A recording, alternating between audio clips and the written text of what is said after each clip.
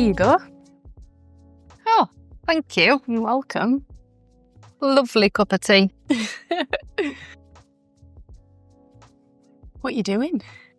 I am just admiring my new scape. It is honestly so nice. Like, this has given me such a new appreciation for like Dutch scapes, because I can't say I'd ever really seen one before, and I'm a bit more of a Nature Aquarium. Yeah, you weren't really girly. fond of them, were you? No, but honestly, like, this is absolutely incredible. I absolutely love it. Were these not one of the first forms of aquascaping? They were, yeah. So it was the Netherlands that it originates from. Yeah. In the 1930s. So it goes back like before Nature Aquarium. Yeah. When people just used to group plants. Yeah. So I guess that's where it came from, like a group of plants that make this little garden. They're called streets, aren't they? Streets, yeah. So like streets of plants, clusters of plants, that kind of thing. I mean, how do you even begin with something like this? Because obviously I was in and out when you were scaping it. I just feel like, where do you even begin? How do you know what to plant where? How do you come up with what plants you're going to put next to each other? No, it's quite tricky, really. So I used it's not an app, like more of like a platform called scapeit.io, I think it's called. Yeah. Just to plan like the initial sort of layout, just to get like the shapes I wanted. So I had kind of a plan of where I wanted to put things, how many layers I wanted, and then labelled each plant to what I wanted them to be, pretty much. Yeah. Otherwise, you're going in blind, because they just look like little blobs of green or little blobs of pinky red colours. So because they're all tissue culture. Yeah, it's like obviously really different from scaping a Nature Aquarium, because obviously you've kind of got wood and hardscape materials to work around, and that can help you like visualise it a bit more. But with this, you've literally just got a bed of soil. Yeah, there's to work nothing with. like you can, with hardscape at least you can sort of like hide bits of plants you don't want, bits of root you don't want. Like, so like here with the Rotala blood red that I've planted, the pygosum hasn't grown up yet. Yeah. So the idea is that'll sort of cover all this dark area. You can see, you just see like a nice vibrant street of red, but that's still playing catch up. Yeah, it's almost like an unforgiving tank in that sense, isn't it? Mm-hmm. Yeah, you notice when something hasn't grown in. Yeah. Speaking of which, like, how old is this now? Ooh, good question. I think it's about, what would you say, like about 2 months maybe? Maybe coming up 3 months. Yeah. Not sure, we'll double check and we can overlay it for people. Yeah. It is looking incredible though, and it's... I remember when you first trimmed this, because it didn't...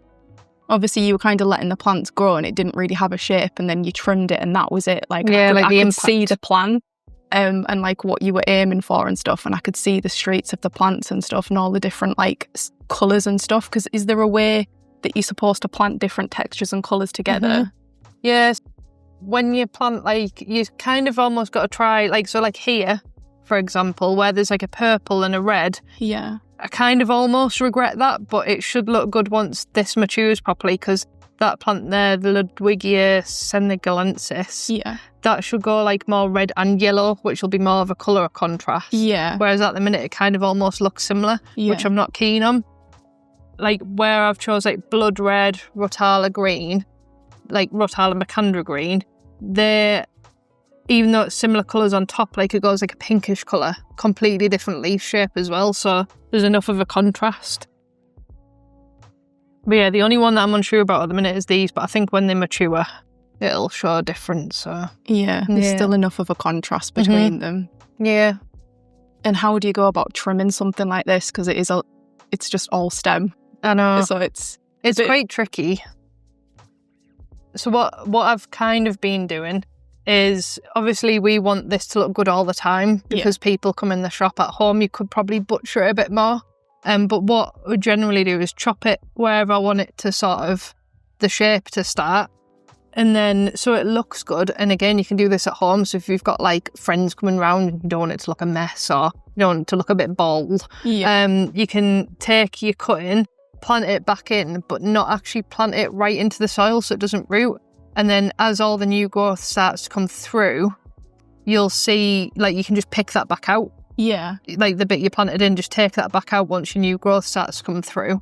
And then it's you've got that bit of it looking nice until your new growth comes back. And that's just because normally we would chop and replant to keep things thick. But because it's so dense with plants anyway, I don't like to replant too much. Yeah, it's like temporary topping, isn't it? Kinda, yeah. Yeah, just to like keep it looking nice until the new growth comes through. Yeah, because if you replanted this every time, don't be wrong, you can do it sometimes. Yeah. But if you replanted it every time, they'd become too thick and wide. Yeah. It's interesting how you've like this is a ball shape. Like you can create lots of different like shapes in a Dutch with the plants, and that's kind of the point, isn't it? It's like a little garden that you can tend to and trim it how you like. I used this in my last Dutch as well, and I've got a thing about it. So this is like your pearl weed, and I just find it so easy to shape. It's like a little tennis ball. It looks cool, doesn't it? Yeah, it does, yeah. Really like sort of artificial looking, but that's the whole point of a Dutch, isn't it? So yeah, they are a bit of a different aesthetic, aren't they? I take it you have to use you used a really nutrient-rich substrate because this is a lot of stems. Oh, yeah. Which are going to take up need a lot of nutrients and stuff. Yeah, so they're just going to deplete it really fast. So. It's Amazonia version 2 and a lot of root tabbing, I'm guessing. Yeah, so I started off with a lava substrate just because I built it right up at the back, so it starts off quite shallow, builds up higher because I didn't want the stems to have to work too hard. Yeah. And then I put Amazonia, so ADA Amazonia 2 it was on top. I think it was about 3 bags. And then the root tabs that comes with, I put a full bag straight in underneath because I knew they were going to need it. Yeah. And I'd say maybe, because you do the root tabbing normally going forward, don't you? Is it every month, would you say? Oh, yeah. On a tank like this, easy. And I'm not shy with it either. No. And it's not a problem. It's they utilise it, so... Yeah. There's quite a lot of plant species in there. How do you even know how many you used? We'll have a count, shall we? I can't remember. So what have we got? Montevidensis. Yes, that's Eleacaris montevidensis. Yeah. It's a mouthful. That was actually a last edition. I didn't plan that straight away, but we were both chatting like this for a while, weren't we? And decided that would actually add another bit of depth there. Well, we originally I know you were thinking just like a V with sort of like the light screen coming through. Yeah. But I think that just because it's such a thin blade, it gives it a lot of depth. Yeah, and you still see the light through it anyway, don't you? Yeah, yeah. It looks brilliant. I do like that there. I'm glad we popped it there. It's a lot of Rotalas, isn't it? Yeah, loads. Then we've got Rotala blood red, which is the main red plant. Yeah. Then we've got Rotala rotundifolia, which is just starting to get its pink properly at the back there. Yeah. And then we've got Rotala Bangladesh. So that's a new one from ADA. Yeah. Then we've got Ludwigia arcuata. That is seen in a few brands, but that's an ADA plant as well. Yeah. But we have had it before, but never used it really much. It's a really nice plant. It's surprising. I love the colour. It's almost orange, isn't it? And it's quite a wide plant, but it's so needle leaf. It doesn't look too big. Yeah. So that was Ludwigia arcuata. And then we're on to Rotala Wyanad. Yeah. Which Again, is more like a pale green. Yeah. And the star of the show for me. This one. Yeah. The samolus parviflorus. Yeah, I'm glad you can say that name. I just had it. I probably said it wrong. It's quite a big plant, isn't it? Yeah, I know you said you wished you'd planted it a little bit further back, but... A little bit, but actually, I don't mind because I can just prune these front leaves off quite often. Yeah. When they're getting older anyway, and it's worked well. And then we've got Rotala Ceylon. Yeah. Which I think you've got that at home, haven't you? Yeah. You say it goes like a pink colour. Yeah, I think it's become one of my favourite Rotalas. It's quite easy. You can trim it quite well, and obviously leaving it long enough, it will get like a pink tip. And it looks really nice against Macrandra green because it's similar-ish in coloration, but there's still enough contrast because that stays more green, whereas that gets a little bit more yellowy. But they both get the pink totally tip. Different leaf shape as well. That's more of like a petal shape, I call it, and that's more of like a needle shape. Yeah, so again, you've got that contrast in them, which is like important in Dutch scapes. Yeah. And then you've got a carpet implant as well. I do. So that's the Glossostigma. Yeah. Which is just started settling down now. You did a little trick with that, didn't you? Because it had started to grow a little bit sort of like above the substrate as Glosso does. Leggy. Yeah, I think it does that, but you just filled it in with powder and it's like made it look a bit more cohesive again. Yeah. I love this plant, but we're just kind of waiting for it to do something. It's not doing too bad, you know. It did like melt a little bit at first, but it's actually come back quite a lot. Yeah. It melted back to only 2 stems, so I've just been trimming and replanting that. Yeah. So it is getting there. And that's the, I can never say this one, Ludwigia senegalensis. Yeah. I did say it right. That's good. And then a classic Blyxa. That's a classic Nature Aquarium plant, isn't it? Yeah, but it just doesn't look out of place in a Dutch at all. No, it doesn't. It's just adding another texture again, isn't it? So. Yeah. I like the way it moves in here as well. Yeah, it's got a nice sway, hasn't it? And then Bacopa, which is doing incredible. Oh, the salzmannii purple one, yeah. I like how straight this grows as well for a duck. Yeah. To be honest, we did a plant index in this already, didn't we? But I wish we hadn't done one yet so we could get some nice footage of this. Yeah. We'll just have to show it off on other things, won't we? Yeah. The colour's amazing and it's a really nice structural plant as well, which works well in a Dutch. Like you say, it grows really straight. Yeah. The only plant that's probably not grown as much as we'd expected was the Pogostemon, but it's coming through, like it's filled out a lot. Yeah, it looks healthy. I think definitely. It's just grown a lot slower than what I'm used to. And I don't know why. I think maybe it's the power of the light. Because obviously when you do a Dutch styles, the main reason why you're going to use such a powerful light. Yeah. Because a lot of the time we use powerful lights to reduce them down. But we actually started this solar RGB2 off on 100%. That's insane. Yeah, and we didn't really get any algae issues, so obviously it could handle it. Yeah. Little bit on the glass, and then once they started to mature, I did reduce it down to 80%, which is what it's running on now. So I don't know if it's just maybe not felt the need to grow tall, and it's quite happy where it is, but now we've reduced it a little bit, it might grow. Might start reaching for the light a bit. Yeah. But no, honestly, I think you've done a really good job, because this is the second Dutch you've done for the gallery, isn't it? Yeah. I wouldn't call it a true Dutch, like I don't follow rules like most people should, but it's a Dutch style, isn't it? Yeah, so Dutch inspired. I'm sure many people do a much better job, but this is like, if you were wanting to just start out, you want to arrange your plants nice, you want to follow that sort of Dutch theme, I just find like it can be quite overwhelming knowing where to start. Yeah. So having like a plan in place, writing out all your plants you like, making sure they're all different textures or colours, that's the main thing to do really, having a nutrient-rich substrate. Yeah. All those things, having a good light, good CO2 system, that's important. Obviously, a lot of these are demanding plants. Yeah. But yeah, if you want like something totally different, then I suppose a Dutch style's where you could go. I think a good tip as well, I guess, for if you wanted to start a Dutch tank is using plants that are all of a similar like difficulty category, and like because all of those in there are for the most part medium to advanced, so they all kind of need the same level of care and stuff like that. And because a lot of them are Rotalas, they grow at similar-ish speeds. Obviously, you time trimming a little bit differently on this to any other gallery tank. It's more just you tend to do a species at a time. Yeah, I would say so. Like, we'll do like a tiny tidy up. Like, I would maybe take off the odd straggler. Yeah. Just to keep it looking quite shaped. But then if I was doing like a big trim, I would probably try to do like just this on its own. Yeah. And then maybe once this is looking a bit nice, then do the other ones a little bit. I've done this quite a bit just because I like keeping that ball shape. So I did that like 2 days ago and it's already got new growth on it, which is crazy. How did you like do that in a circle? Because that's like that's really interesting. Like, how do you prune into a circle?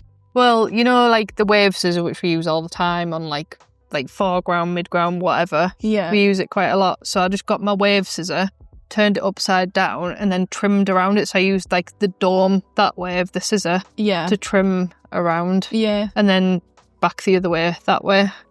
That's a good tip for people to know with the wave scissor. Yeah, it's kind of my go-to tool, really. And then most of the plants in here I use like a fine tip tweezer to plant them back in. Sure. I think all of them, really, unless I was replanting this, but that kind of is a rosette, so I'd just pull leaves off more than anything. Yeah. The Bacopa actually is quite firm. So you maybe need a thicker tweezer for that one. Yeah. I can't remember what I used, to be honest. But yeah, a range of like mostly my wave scissor. Straight scissor is actually really good for this. Yeah, getting that nice straight line. Yeah. Yeah. I think one of my favourite things as well, like, is the stocking on this tank. Mm-hmm. Like, obviously with a Dutch, fish probably aren't the focus. Obviously the most striking part of it is the plants and the plant growth and stuff. But I think you've picked really nice fish to complement it as well. Yeah, they're very bright, aren't they? But like, sometimes you don't even notice them still, even though they're so bright. Yeah. You don't actually, I think it's almost like you don't need them. Like, the tank speaks for itself, but they are a nice little addition. They've just become so bright and settled as well. So like the males are starting to get that really, really bright red sort of finish. Yeah. They kind of look a bit like a giant ember tetra, but they're actually not. They're a red cherry muzzle tetra. Yeah. Can't remember the Latin name.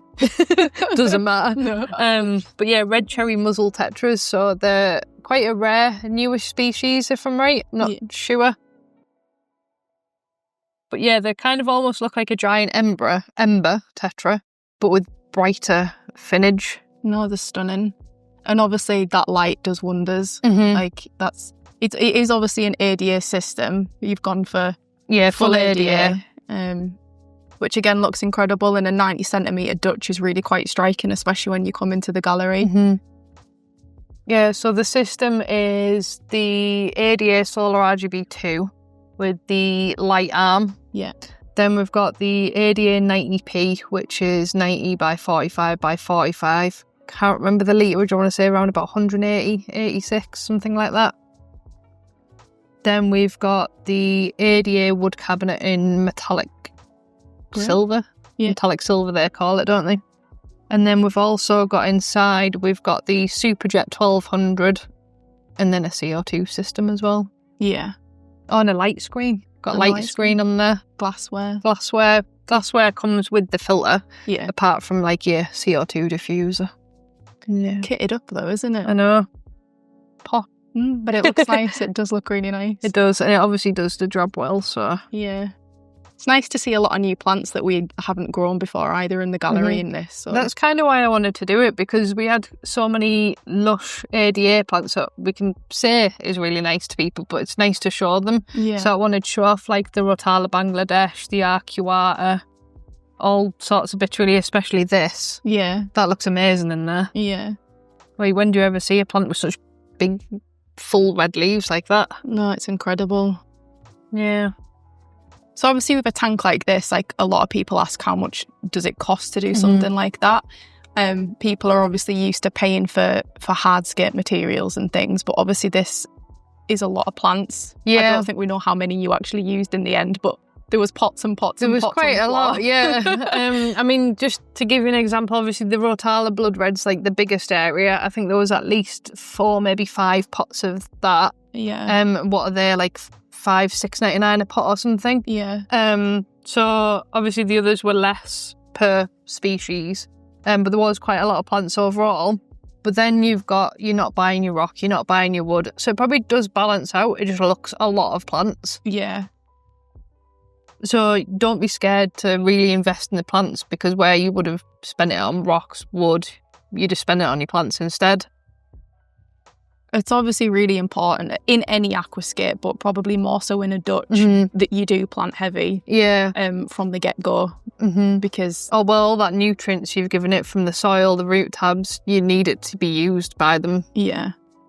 And a Dutch is supposed to be sort of crammed with plants, I guess, or a Dutch style. So, yeah, it's just a planted tank, so you want to see lots of different species, lots of different textures, colours. So, yeah... I think definitely just go crazy with definitely. And if you want to get like a rough idea of like cost before you invest in it, whether you're doing like a 45 centimetre tank, a 60, a 90, a 120, on your plan you can sort of roughly work out how much an area measures. Obviously, like the average pot we say is like palm size. Yeah. I normally do leave about maybe just short of an inch, about centimetre and a half. Between species. I have no idea what measurements are, clearly. A small gap. between, just so like all the plants have room to grow. That's just what you mentioned there about obviously leaving a gap. I suppose that's something that I guess you would get better at with time. I guess the more that you understand how a plant grows and the more that you learn about species, it's like understanding what's going to shadow what, doing a little bit of research into the plant. Obviously, we do Aquarium Plant Index to give people a bit of information about how a plant grows and stuff. But just, understanding that a little bit will help you plan and plant better. No, definitely. If you know your plants before you start, it's good.